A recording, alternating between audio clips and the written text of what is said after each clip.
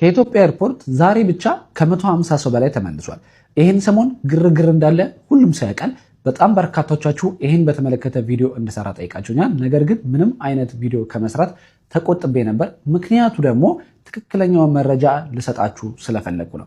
ዛሬ ያገኘሁትን አጠር ያለች መረጃ ሼር ላድርጋችሁ። በጣም ብዙ ሰው እየተመለሰ ነው።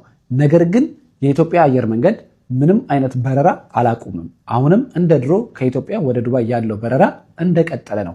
በርካታ ሰዎች ዛሬን ጨምሮ እየመጡ ነው። ነገር ግን የሚመለሱ ሰዎች አሉ ወይ? እጅግ በጣም ብዙ ሰዎች እየተመለሱ ነው። ምክንያቱን ላስረዳችሁ። የኢትዮጵያ ኢሚግሬሽን ማስቀረት የፈለገው ቪዚተርን ሳይሆን በቪዚት ቪዛ ኤዲት ተደርጎላቸው የሚገቡትን ነው። ኤዲት ተደርጎላቸው ትክክለኛ ቪዚት ቪዛ ያልያዙትን ኤዲት የሚደረግበት ምክንያት ደግሞ ምንድነው? ዱባይ ላይ ኢምፕሎይመንት ቪዛ ይወጣላቸውና ኢትዮጵያ ላይ በዛ ኢምፕሎይመንት ቪዛ ስራና ክህሎት ሳይፈቅድ ማለፍ ስለማይቻል ያንን ቪዛ ኦንላይን ላይ እንዲታይ ተደርጎ ኤዲት ያደርጉትና ያስወጧቸዋል። ያንን ነገር ህገወጥ አሰራር ስለሆነ ኢሚግሬሽን ለማስቆም በርካታ ሰዎችን በዚህ ሰዓት እየመለሰ ይገኛል። ነገር ግን በዛ ሁኔታ ተቀላቅለው ትክክለኛ ቪዚት ቪዛ ያዙ ሰዎችም እየተመለሱ ነው።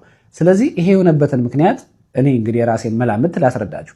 ቪዚት ቪዛችሁ ወይም ደግሞ የያዛችሁት ኤዲት የተደረገ ቪዛ ቼክ የሚደረገው ኦንላይን ላይ አይሲፒ ስማርት ሰርቪስ የሚባል ዌብሳይት ላይ ነው። ጎግል አድርጋችሁ እናንተም ቼክ ማድረግ ትችላላችሁ። አይሲፒ ስማርት ሰርቪስ ይባላል።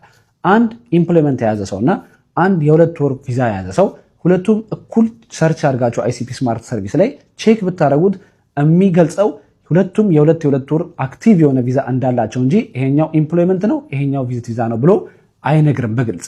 ቼክ ስታደረጉት የ2 ወር አክቲቭ የሆነ ቪዛ እንዳለው ያሳያል ኢምፕሎይመንቱን። ስለዚህ ቪዚቱንም የ2 ወር አክቲቭ የሆነ ቪዛ እንዳለው ያሳያል። ያ ስለሆነ ብዙ ጊዜ አብሮ ቪዚት ቪዛ የሚያዙ ሰዎች እየተመለሱ ይገኛል። ስለዚህ በዚህ ሰዓት ቪዚት ቪዛ ይዛችሁ ትክክለኛ ቪዚት ቪዛ ይዛችሁ የተመለሳችሁ ሰዎች ካላችሁ እኔም የሰራሁላቸው ሰዎች ተመልሰዋል። አንደኛ ዱባይ ኤምባሲ ሂዳችሁ ቪዚት ቪዛውን ማረጋገጥ የምትላክ ትራኪንግ ነምበር አለች። በሱ ምክንያት ማረጋገጥ ትችላላችሁ። በተጨማሪ ደግሞ ይሄ ነገር እስኪያልፍና ኢሚግሬሽን ትክክለኛ ያልሆነን ኤዲት የተደረገን ቪዛ በትክክል የሚለይበት የሆነ መንገድ እስኪያዘጋጅ ድረስ የ1 ወር ቪዚት ቪዛ ብታሰሩ ሪከመንድ አደርጋችኋለሁ። ይህንን ለምንድን ነው ያልኳችሁ?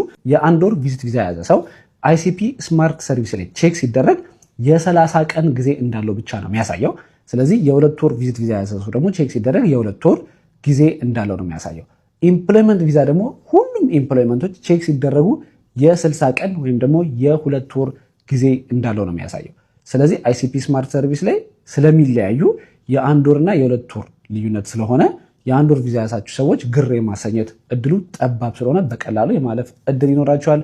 በተጨማሪም አዳዲስ መረጃዎች ሳገኝ እንግዲህ እንደዚህ ሼር አደርጋችኋለሁ። ኮፒ ሊንክ፣ ሼር፣ ላይክ ማድረግ እንዳትረሱ። እወዳችኋለሁ። ቴንክ ዩ